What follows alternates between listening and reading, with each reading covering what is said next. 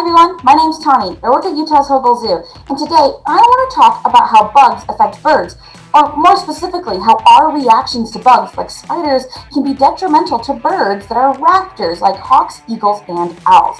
Now, when I'm talking about this, what I'm really talking about is biomagnification. That's a real big word. You can see the word bio in there, meaning life, and magnification, meaning gets greater. Now, biomagnification is actually a noun, and the definition in the dictionary for it is the concentration of toxins in an organism as a result of it ingesting other plants or animals in which the toxins are more widely dispersed.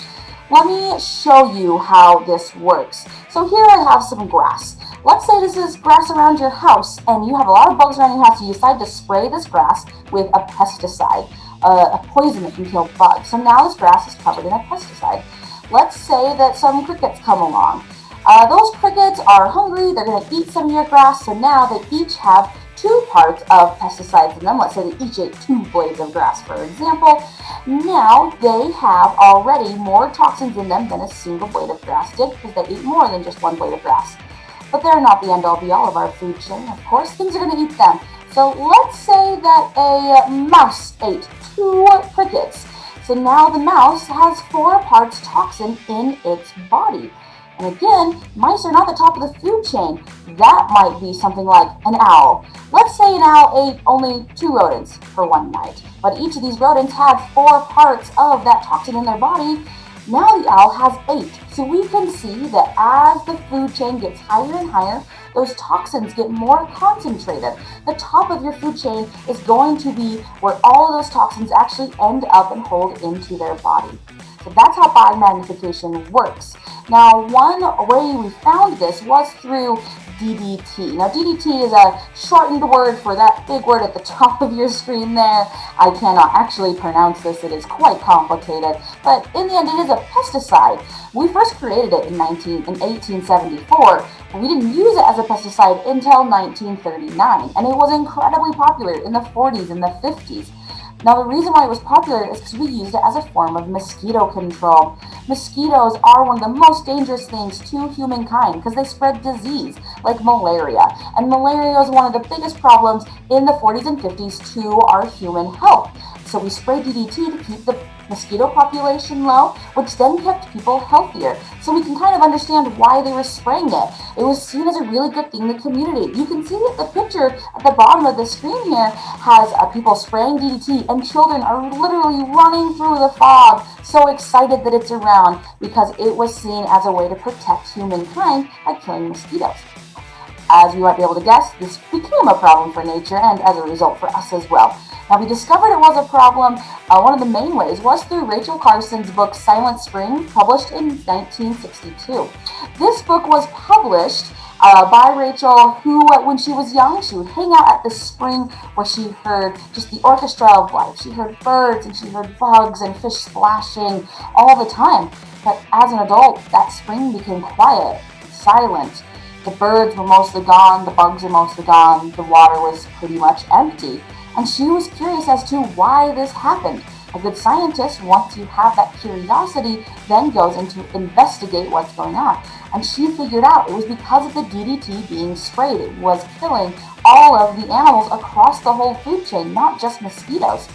Now, the public read this book and they were horrified at what was happening. And as a result, this DDT was banned 10 years later in the United States in 1972. Now, we are still the top manufacturer of DDT in the world, but we only use it in certain situations. It's pretty rare, but every now and then we will utilize it. Like in California, I believe in the 80s, late 70s, they had a flea outbreak. They were carrying the bubonic plague, and so the government authorized California to use DDT to get control of that flea population. So it is still used, we do still have it, but we use it very sparingly and very carefully. Now, how DDT was affecting raptors is something that I think is really interesting. It was affecting the raptor, so like peregrine falcons and bald eagles. It wasn't killing off the adults though. What it was doing was it was making that when mothers made their eggs, their babies, the shells were incredibly delicate, very thin. So mom would lay the egg and then she would nestle on top of them to keep them warm, and her body would crush the egg. And this meant that there were no new of those raptors being hatched because every single one was killed when it was freshly laid on accident by mom or dad sitting on them. How we fixed this is, well, we couldn't take the toxins out of the adults. They just had it. It is what it was.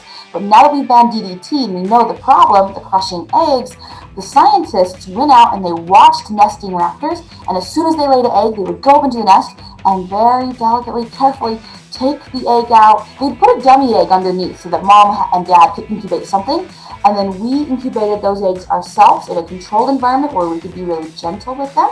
And as soon as the baby hatched, we'd go back into the nest and we would swap the baby for the dummy egg, so then it was raised by his parents. And because DDT was banned, that baby would not get those toxins into its system, and then when it was ready to breed and make eggs of its own, it could create healthy shelled eggs. So that's kind of how that ended up working out. And because we banned DDT, we were able to save many species, like again, bald eagles, peregrine falcons, so many other swains and hawks that can help out. Now next, we're going to meet a little raptor friend.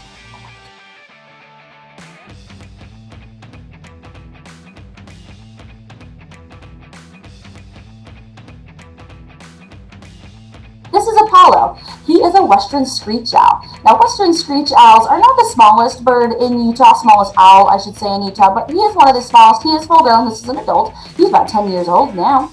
And he is a bird who is a predator. So as an owl, he eats other animals. In the summertime, he's eating mostly bugs. And in the wintertime, he stays and the bugs go. So he switches his diet from bugs to rodents and birds his size or smaller. Now, these owls are going to live wherever there's big old trees. So if you have big old trees at your house, I guarantee that you have cute little owls like this. Ways that you can help out screech owls, like Apollo here, is to be very careful about what we spray and when we spray it. If we spray pesticides around our house where we have big old trees and thus we have owls, those owls are going to eat the bugs that you just sprayed for and then ingest that pesticide, which can make them really sick or even kill them. They're incredibly important to have around, important for the ecosystem, important for us as humans. They're eating rodents, which can spread diseases, so they're great to have around to keep us healthy and safe. Plus, I mean, look at him. He's beautiful.